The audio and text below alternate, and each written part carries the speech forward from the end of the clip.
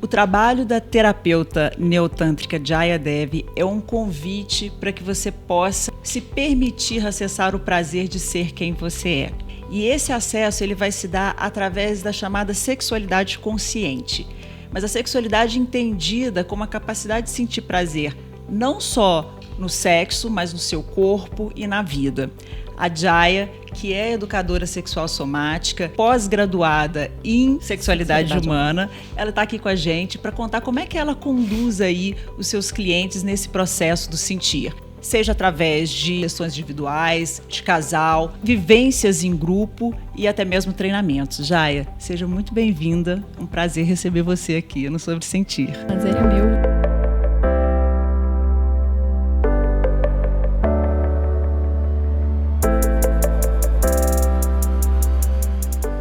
Prazer revê-la.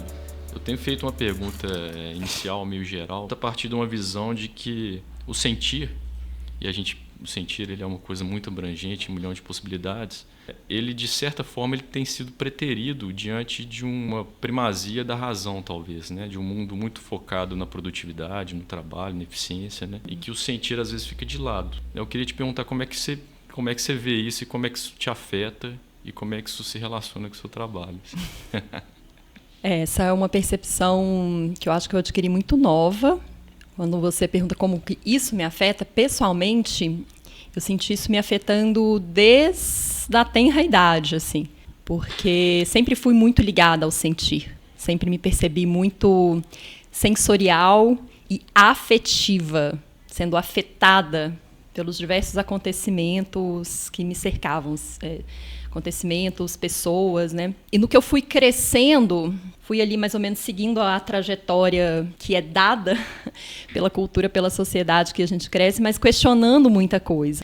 Aos 16 anos, eu passei por uma crise existencial, assim eu chamaria, assim eu chamo hoje. Na época, não tinha muita consciência do que estava acontecendo, mas era essa falta de sentir. Eu hoje em dia reconheço como essa falta de sentir, essa carência de espaços para poder dar vazão a essa sensibilidade que me atravessava, desde que eu me entendo por gente. Essa crise existencial me levou para essa busca espiritual, né, que eu passei por muitas trajetórias, muitos caminhos que me permitiram, primeiro, uma busca filosófica mesmo, de dar sentido à vida e sentido para esse sentir, mas também que me permitisse um desacelerar, né, um desacelerar exatamente desse processo produtivo, dessa busca por sempre estar alcançando alguma coisa, provar alguma coisa, conseguir algum lugar no mundo, para me permitir só sentir, né? Porque eu acho que o sentir ele exige esse desacelerar, ele exige pausa. E o que a nossa cultura, né, a sociedade que a gente vive, exige é exatamente o contrário, que a gente esteja sempre em estado de alerta, de produção, de eficiência. O sentir, ele é esse convite para desacelerar, né, para sair dessa normatividade, assim. Quando a gente fala no seu trabalho, né, um trabalho de uma sexóloga e tal, envolve muito o prazer, né? Mas o prazer é uma esfera do sentir, né? Qual que é a importância do prazer, dessa busca pelo prazer, e de que forma os outros sentir perpassam assim o seu trabalho? Eu entendo prazer como combustível de vida. Prazer está nos movendo. Eu parto de uma filosofia, de uma visão do mundo, do Tantra não dual. Quando a gente fala não dual, isso significa que todas as formas de dualidade que a gente experimenta, seja entre eu e o outro, eu e o mundo, sagrado e profano, divino e humano, bom e mal, na verdade, são aspectos, facetas de um mesmo ser, que no Tantra a gente entende como a consciência, porque a consciência é a realidade suprema, é aquela realidade que sempre está presente diante de todas as experiências que nos atravessam. Essa visão de mundo do Tantra não dual traz a percepção de que mesmo a dualidade prazer e dor, ela também pode ser superada. A dor pode ser vista como uma intensidade de sentir, assim como o prazer. Uma intensidade vibracional, né? Como é que a gente sente prazer? É uma sensação agradável que atravessa. E essa sensação ela tem uma intensidade. Quanto mais intensa, maior o prazer.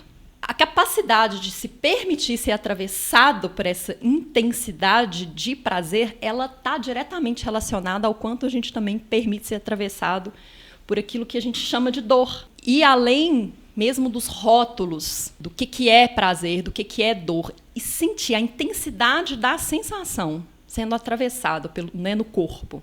Isso é muito parte do que eu entendo como uma abertura para uma sexualidade mais consciente. Ao mesmo tempo que o prazer, ele movimenta a vida, né? Percebo que tudo na natureza está buscando prazer, né? A planta, quando ela está buscando a direção do sol, ela está buscando prazer, ela está buscando essa satisfação, aquilo que dá uma saciação, né? Uma sensação de bem-estar, de alimento, de conforto. Então, é natural a gente buscar por esse prazer. Tem um mecanismo biológico mesmo que vai fazer a gente se direcionar para isso e evitar a dor. Só que como seres sencientes, como seres conscientes, eu entendo que para viver a integridade do sentir, a gente precisa ir fazendo esse processo de conscientemente integrar a dor, porque a dor faz parte da vida. Então, quando a gente foge da dor, a gente vai também limitar as possibilidades de prazer, porque a gente está fugindo de certos espectros de intensidades de sentires. Né? Então, eu entendo como uma integração, como um processo de não dualidade mesmo, de integrar. Né? A gente escuta muito esse termo não dual também, quando a gente está falando, conversando e lendo a respeito, sobre corpo e mente. Né? Como é que você vê essa integração justamente para você conseguir entrar nesse sentir aí que envolve tanto a dor e o prazer? O corpo, eu vejo que é aquilo que a gente, na nossa experiência direta, vamos deixar de lado os conceitos que a gente tem. Do que é esse corpo? A imagem que eu tenho. Esse corpo é feminino, é um corpo bonito, é um corpo magro, é um corpo feio.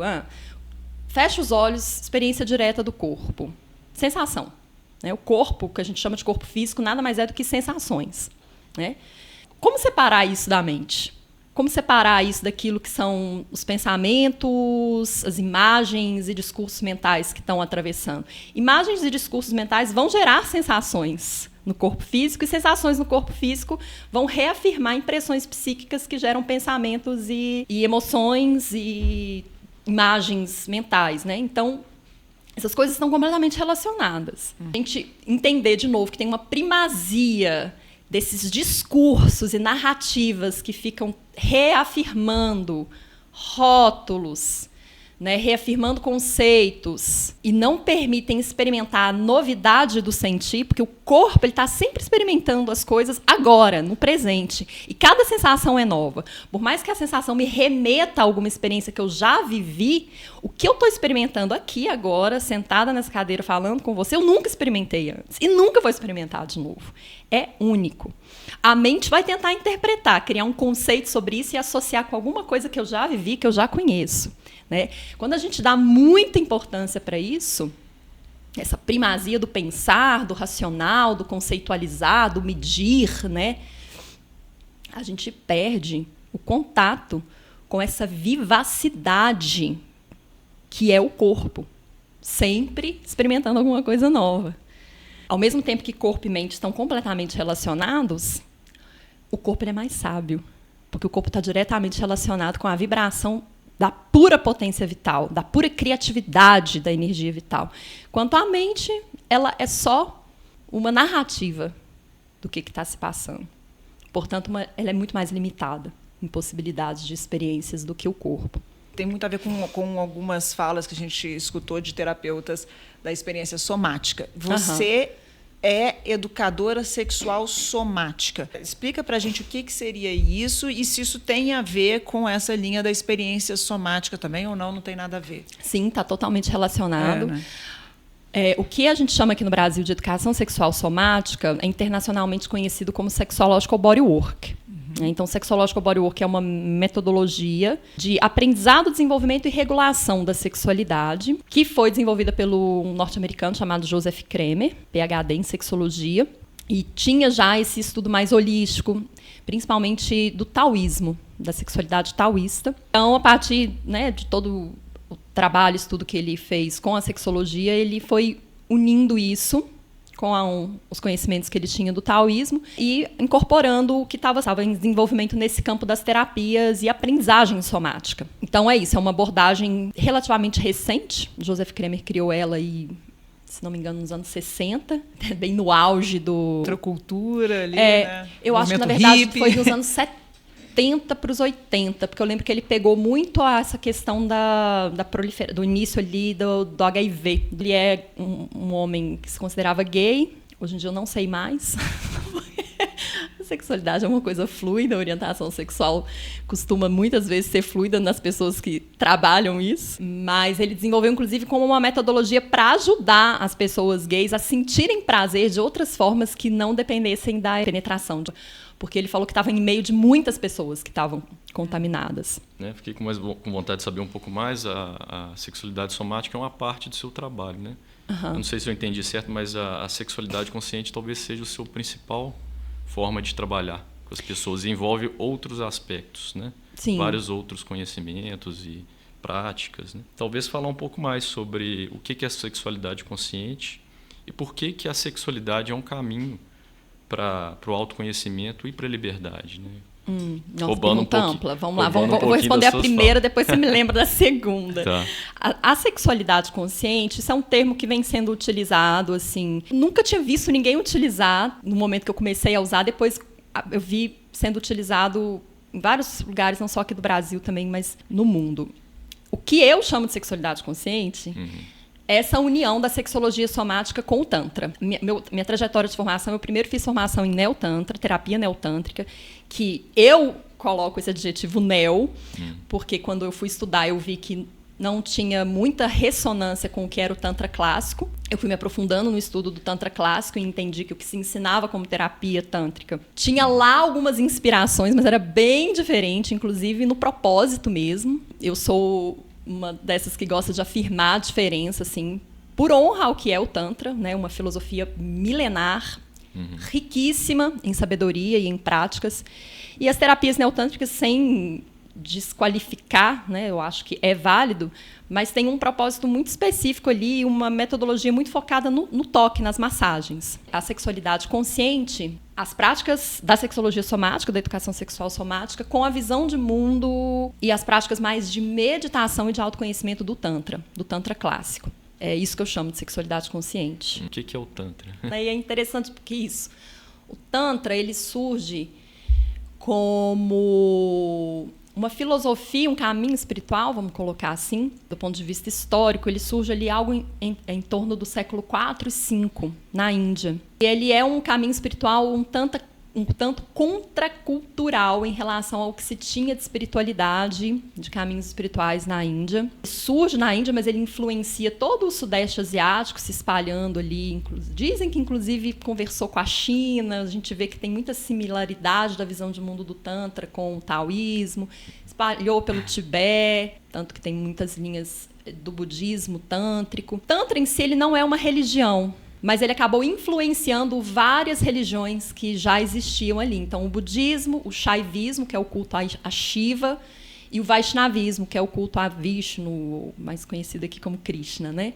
O Tantra ele é o corpo esotérico dessas religiões. Ele traz uma visão de mundo e práticas correlatas. É uma filosofia bem prática. Então, por exemplo, não tem como você praticar Tantra sem estudar a visão de mundo que está por detrás daquelas práticas. Então, o que se chama, por exemplo, de Yoga Tântrico, que diferencia do Yoga que a gente mais conhece, como, por exemplo, como o Patanjali, são exatamente alguns diferentes pontos de vista em relação à visão de mundo que Patanjali tinha, por exemplo, que é tradicional do Yoga. Por exemplo, uma percepção de que esse corpo, ele é uma metageografia do universo. Tudo o que tem no universo inteiro está aqui. Você não precisa buscar nada fora. Está tudo aqui. A questão é saber ativar isso. Então, todo o conhecimento dos chakras, dos centros energéticos, o nome que a gente hoje em dia ouve falar muito de Kundalini, que muitas vezes é associado à energia sexual, mas Kundalini não é só a energia sexual. A melhor forma de traduzir Kundalini é a inteligência da consciência corporificada. Então, Kundalini é o que rege essa corporificação, a sabedoria dessa corporificação. Ativar o despertar da Kundalini não necessariamente é ver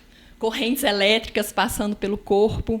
É fluir com a sabedoria desse organismo, com a sabedoria que rege, que faz esse organismo ter saúde, ter prazer de viver, né? Por isso que na visão, assim, estou trazendo uma pinceladinha, porque é muito ampla a visão de mundo do Tantra, mas é compreensível que tenha se associado o Tantra à sexualidade, porque realmente ele é uma visão de mundo espiritual que inclui, não vê o prazer corporal e a busca por essa satisfação de estar no corpo, de viver as experiências mundanas, sensoriais, como algo antagônico à busca espiritual. O Tantra é uma das poucas filosofias espirituais tão profundas em filosofia que não nega a experiência corporal e a importância da gente buscar o prazer de viver, né? Ao mesmo tempo que traz uma visão de transcendência. Você não é só esse corpo, a gente não é só esse corpo é temporário, esse corpo vai morrer. E toda a experiência dessa personalidade vai junto. O que permanece? Então, o Tantra traz constantemente essa contemplação, essa busca por moksha, que é a liberação, que é o mesmo objetivo de qualquer linha de yoga, né? Realmente transcender esse corpo. Só que para o Tantra, o caminho da imanência, que é estar no corpo e viver toda a experiência imanente, ele vai junto com a transcendência. Por isso que, por exemplo, as práticas de despertar da Kundalini, de movimentação de Kundalini, no Tantra, elas sempre fazem um caminho ascendente e descendente. Então, a gente eleva a energia, a gente desce a energia, a gente eleva e desce, eleva e desce. É sempre esse ciclo. Porque a gente entende que a transcendência, a imanência é tão importante quanto a transcendência. A busca pela elevação, sublimação, é tão importante quanto a busca por estar na carne, experimentar na totalidade o que é isso. O Tantra é necessariamente não dual ou você encontra esse caminho dentro do Tantra? Não necessariamente. Você tem uma variedade muito grande, né, de linhagens no Tantra. Assim. A maioria é dual, na verdade. A maioria ainda tem alguma noção de dualidade no sentido de que tem algum plano além desse aqui. Né? Mas as que eu estudo, as linhagens que eu estudo, que eu tenho propriedade para falar, são as linhagens não duais. E essa coisa da imanência fica ainda mais forte. E são as escolas que realmente incluem práticas sexuais, práticas consideradas subversivas, né, dentro do contexto da espiritualidade. Então, uso de substâncias que normalmente são consideradas faz parte enteógenos, ou substâncias que são consideradas impuras, tipo sangue menstrual, sêmen, dentro de rituais. Exatamente nesse sentido de perceber que não, ou tudo é sagrado ou tudo é profano. Você falou aí de geografias do corpo e sua formação inicial é geógrafa, não é isso? Sim. Você contou um pouco da sua história pessoal, mas eu queria que você voltasse. Como é que essa geógrafa, que tinha essas crises existenciais, né, aí que estava super ligada ao sentir, vai para esse caminho e de que forma que isso impacta aí na sua prática, no seu atendimento? O que você traz da geógrafa? E eu sei que você tem um contato muito grande com a natureza, né? Você mora em um lugar assim que a natureza. De que forma que isso também influencia isso tudo, né? Essa conexão aí com o ambiente, com a geografia, com o corpo. Eu acho essa pergunta ótima, porque por um período assim, a sensação é que eu tinha me apartado completamente da geografia e quase que os anos todos lá, né, estudando na UFMG foram em vão. Só que não, é interessante, né, refletir sobre isso, que a gente sempre leva, né, alguma coisa, mesmo que parece que está dissociado, não está. O que eu sinto que eu incorporei desses anos de estudo e práticas da geografia tem muito a ver com uma abertura de visão mesmo. Eu estudei na UFMG, numa escola, né, que é o IGC, que tem essa coisa das pessoas serem muito politizadas e críticas e questionadoras, às vezes até militantes, né? Tem essa coisa assim forte. Isso me inspirou muito, me inspirou a estar sempre buscando um senso crítico, né? Sempre pesquisando. E a geografia é interessante, né? Porque assim, o objeto de estudo da geografia é o espaço.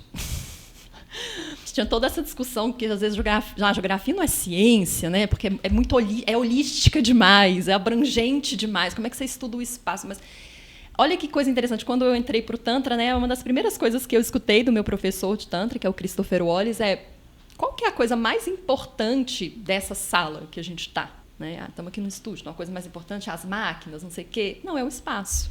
Se não fosse o espaço, nada mais existiria. Né? Esse encantamento pela vacuidade, por aquilo que permite que tudo exista. Né? Eu trouxe isso muito assim da geografia. Acho que essa visão, esse senso de crítica e essa visão holística, essa capacidade de olhar para um todo, né? A gente ia fazer os trabalhos de campus de geografia, subia lá em cima, assim, né, para ver a paisagem e olhava para aquilo tudo e procurava entender todos os processos morfológicos que já aconteceram. Então, mesmo do ponto de vista da geografia física, a geografia física ela nunca exclui a geografia social, a geografia econômica, pelo menos não a boa geografia, né? Isso conversa muito com a minha natureza, com a minha forma de ser, assim, ter essa visão holística. E a sexualidade, até emendando com a pergunta que você trouxe antes, ela é muito holística, né? Hoje em dia, mesmo dentro da sexologia clínica, a gente entende que a sexualidade ela precisa ser tratada, olhada sempre sobre um ponto de vista biopsicossocial. Ela tem aspectos biológicos, ela tem aspectos psíquicos, ela tem aspectos sociais, no mínimo. Eu incluiria ainda aí o espiritual, né? Sexualidade consciente, eu incluo esse aspecto. Mas mesmo do ponto de vista da sexologia clínica, já é muito ampla também a sexualidade.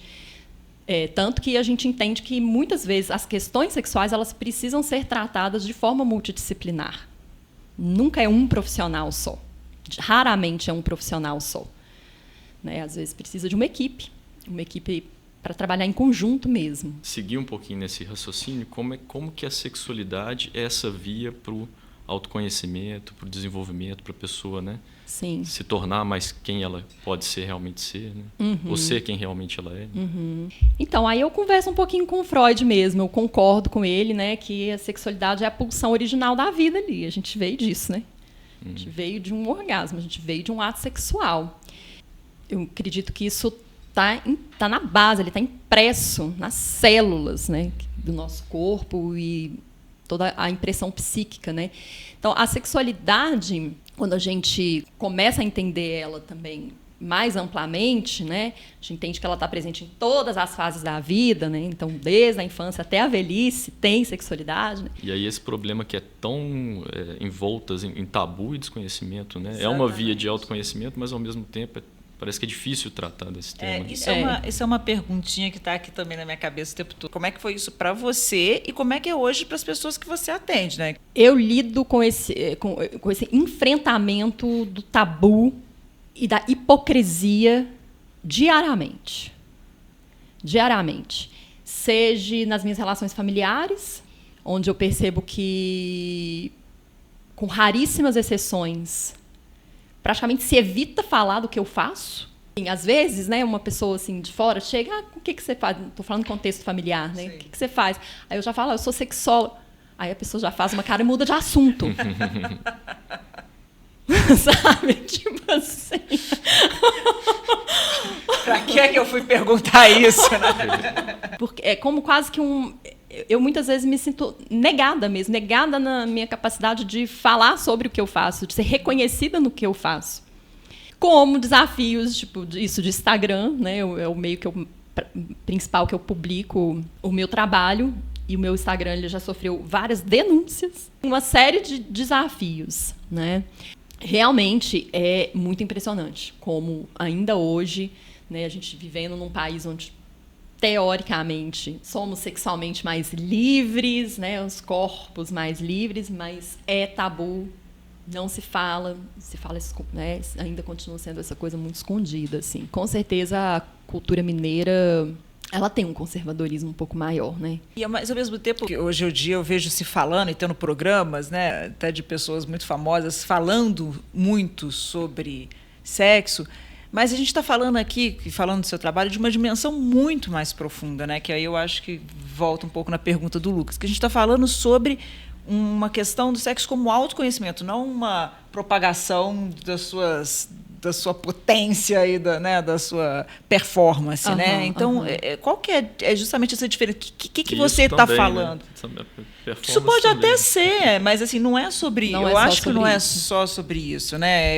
Quando você fala de libido e quando você fala uma educação sexual para a vida e para o seu corpo, é muito mais do que você está falando de uma potência de vida, eu acredito, né? Sim. Então, e aí volta realmente nesse sentido da sexualidade. O que é a sexualidade? Que realmente não se resume a sexo, né? Muitas pessoas, elas fazem essa associação. Sexualidade é igual a sexo e sexo é igual a penetração, né? Uhum. Qualquer coisa antes é preliminar, né? Ou seja, duas mulheres não fazem sexo, né? Porque não tem o ato, né? Pelo menos não genital com genital. Realmente, a sexualidade ela é muito mais ampla do que isso, né? Como você falou, eu conceitualizo a sexualidade como a capacidade de sentir prazer de estar no corpo e também de construir relações que trazem um senso de satisfação, né? Porque isso é o que a gente busca desde lá da sexualidade infantil, esse senso de conexão, de afeto, de pertencimento, né? Em última análise, talvez voltar para aquele senso de unidade que a gente experimentava, né? Então, eu vejo a sexualidade, e isso, para mim, tem muito a ver com a sexualidade consciente, como entender o que de fato a gente está buscando no ato sexual, na conexão sensorial, corporal com outra pessoa. O que é isso que a gente está buscando?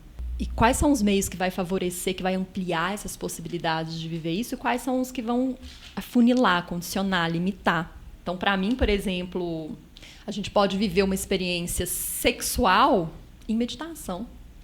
Se a gente inclui a meditação como também uma possibilidade de expansão de sentir, como uma experiência que pode ser também sensorial. E dessa busca de unidade. Unidade com o quê? Que unidade é essa que eu busco no ato sexual com outra pessoa? Será que eu não consigo experimentar isso comigo mesma? Né? Se, partindo da visão de mundo do Tantra, todo o universo está aqui. Né? Então, sexualidade, para mim, tem a ver com isso.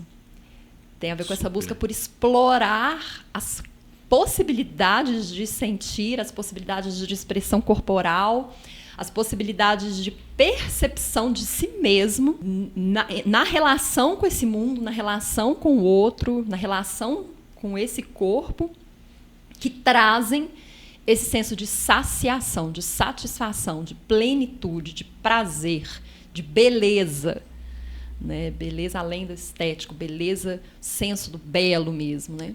É isso, para mim isso é sexualidade consciente. Muito bom. E as pessoas que chegam até você, como é que é isso? Quem que é o perfil das pessoas que procuram o seu trabalho? O que elas estão buscando? Graças a deusa, ao longo dos anos a coisa foi afunilando, fui cada vez mais chegando num público que realmente ressoa com o que eu tenho a oferecer, né? Porque quando eu comecei lá oferecendo terapia neotântrica, massagem neotântrica, inclusive dentro de um centro que é o Centro Metamorfose, a busca, sinceramente, ela era predominantemente homens que queriam um prazer ali momentâneo, né? Eu falo assim, na tora, uma punheta sofisticada. E, assim, nada contra, tudo bem, né? Mas não é o que eu me sentia confortável de oferecer. Então, eu passei por uma crise muito grande no início, assim. Não é isso que eu quero fazer, né? A sexologia somática ela já abriu uma outra porta para mim, porque ela também incluía a coisa do toque, da massagem, mas já incluía muitos outros elementos que são ferramentas para ampliar essa consciência do sentir, essa consciência do corpo. Aí eu já encontrei um outro nicho, vamos dizer assim. E à medida que eu fui incorporando mais e mais os ensinamentos do Tantra, as práticas do Tantra, eu realmente, hoje em dia, as pessoas que me procuram, tem pessoas que vêm com questões de disfunção sexual, que seja uma incapacidade de sentir orgasmo, uma disfunção erétil, uma ejaculação precoce, sim. Mas, de um modo geral, as pessoas me procuram porque elas estão buscando mais satisfação. Seja no relacionamento íntimo, conjugal, seja no relacionamento consigo mesmo, independente de estar numa relação, eu sinto que eu posso sentir mais prazer no meu corpo, na minha sexualidade, ou mesmo na vida, né? Então, o meu público ele é predominantemente esse. E eu acho ótimo, porque tratar a disfunção sexual, sinceramente, eu acho relativamente fácil. A metodologia da sexologia somática ela é incrivelmente eficiente para isso, muito mais do que psicoterapia. Sem negar a importância da psicoterapia, quase sempre o melhor é um trabalho associado de psicoterapia com terapia somática, né? Mas a terapia somática ela dá resultados muito mais rápidos, porque você mexe no corpo, você vai direto no corpo, né? Então, a pessoa vê possibilidades, experimenta possibilidades de sensações, por exemplo, e entende o que está acontecendo com o corpo dela durante o processo de excitação, durante o processo de resposta sexual, de uma forma que, se ela ficar falando sobre isso, não vai ajudar tanto. Vai ajudar até um certo limite, né? Então, tratar as funções sexuais é relativamente tranquilo. Agora, o desafio de ajudar a pessoa a ampliar possibilidades de sentir e de encontrar satisfação no corpo e na vida é um desafio maior. E eu, particularmente, me sinto assim, muito satisfeita com os resultados, né? De ver, de escutar os relatos que eu escuto das pessoas que eu atendo e ofereço cursos, né? O treinamento, por exemplo, atualmente é a coisa que eu mais estou amando fazer, assim, o treinamento, porque eu gosto de trabalhar com um grupo. Acho que essa coisa de troca, né? A troca das experiências, assim, e o treinamento é um processo mais longo, a gente fica vários meses juntos. Então, dá uma ampliação de possibilidades mesmo, muito interessante. Eu acho que é uma pergunta que eu acho que é pertinente em todos os encontros. Eu sinto assim, como é que ela vê a diferença dessa abertura para essa experimentação, como você diz, para sentir dor, para sentir prazer, entre homens e mulheres. Se você percebe diferença e, sei lá, desafios específicos. E o seu público é mais masculino, feminino? Atualmente é mais feminino. Então, eu acho que é isso. Os homens, de um modo geral, estou generalizando, claro, mas assim, de um modo geral, eles vão procurar uma profissional do sexo, da sexualidade, para resolver alguma coisa quando o bicho está pegando, entendeu? Então, é uma disfunção. Normalmente é uma disfunção. Raramente, mas muito raro, chegar um homem... Estou querendo ampliar as possibilidades de prazer no meu corpo, sabe? Tabu é maior ainda, né? No máximo, estou querendo dar mais prazer para minha companheira, entendeu? Estou querendo entender melhor como ampliar as possibilidades de prazer no sexo com ela. Raramente é comigo mesmo, sabe? Ou com a vida. Tipo... Porque é isso, né? A função sexual do homem, biologicamente falando, fisiologicamente falando, é muito mais simples, realmente. Né? A neurofisiologia do prazer masculino, ela funciona numa linha muito mais reta do que a feminina. Mas ainda assim existem grandes possibilidades para o homem também, nessa exploração. A realidade, ela é fluida, né? Então, mesmo que a gente tenha ali algo que é biologicamente determinado, a gente é muito mais do que um corpo biológico. Do ponto de vista de corpo energético, quando a gente está falando de sentir, a gente está falando de corpo energético, não tem gênero. Não tem nem sexo, nem gênero. É fluido. E eu acredito que quanto mais a gente incorporar esse espectros de possibilidades de sentir, de se mover, independente do seu sexo, do seu gênero, você vai ser uma pessoa melhor. Você vai ser uma pessoa com mais prazer, mais satisfação de viver, né? Então, os homens saírem dessa caixinha ali, que é mais fácil chegar a um clímax, por exemplo, do que um corpo feminino, realmente. É muito raro chega uma pessoa, para mim, do sexo masculino com um problema de orgasmo, que não consegue chegar num clímax, por exemplo. Mulheres, pessoas do sexo feminino, chegam com muita frequência.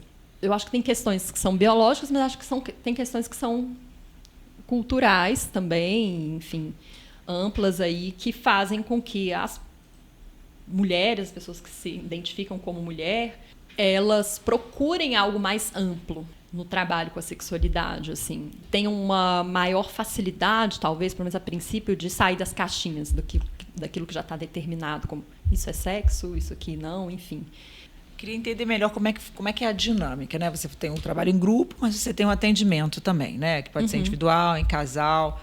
Como é que isso funciona? Quem vai, por exemplo, sozinho? É uma sessão, 2 sessões? Como é que essa sessão... Assim, nunca é uma sessão só, quer dizer, pode ser uma sessão só se a pessoa não quiser aprofundar. Mas para a gente aprofundar mesmo um processo de aprendizado, desenvolvimento e regulação da sexualidade, né? São necessários mais sessões. De um modo geral, mesmo a terapia sexual convencional, nos modelos da sexologia, não é uma terapia longa, que vai levar anos. É alguns meses, não é uma frequência ideal semanal ou quinzenal. Eu normalmente começo as sessões até online, não é uma necessidade, mas porque no início do processo é basicamente um processo de psicoterapia corporal. Então, moldes similares à psicoterapia, a base mais cognitiva comportamental, mas com elementos da visão somática, da terapia corporal. Então, eu estou sempre convidando a pessoa para voltar, parar e sentir o que ela está falando, por exemplo. Sente. Aonde que está isso no seu corpo? Como que você sente isso no seu corpo? Vamos procurar integrar com outras qualidades que talvez estejam presentes também? Né? Então, inicialmente, é pessoa com ela mesma e eu vou ali orientando. É por isso que dá para começar online.